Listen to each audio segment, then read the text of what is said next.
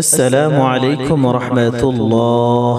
যদি আপনার কাজ কারবার কম চলে, ব্যবসা বাণিজ্য ভালো চলে না, কাজ কারবার ভালো চলে না, আমদানি কম, আপনি চান আপনার আমদানি যেন বেড়ে যায়, আপনার ব্যবসা বাণিজ্য যেন দিন দিন উন্নতি হয়, আপনি চান আপনার ব্যবসা বাণিজ্য কাজ কারবার যেন ভালো চলে, আপনার যেন সকল ধরনের অভাব দূর হয়ে যায়, রিজিকে যেন বরকত হয়, তাহলে আল্লাহর দুটি নামের আমল করুন।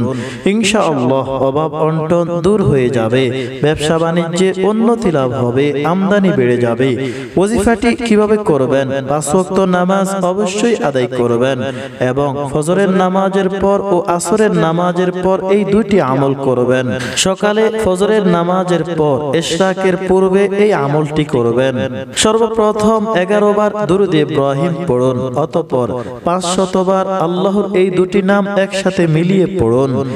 ইয়া ফাত্তাহু ইয়া রাজ্জাকু এভাবে 500 বার পড়ুন, অতঃপর শেষে আবার 11 বার দুরূদ ইব্রাহিম পড়ুন, অতঃপর দোয়া করুন এবং বিকালে আসরের নামাজের পর মাগরিবের পূর্বে এভাবে আরেকটি আমল করুন।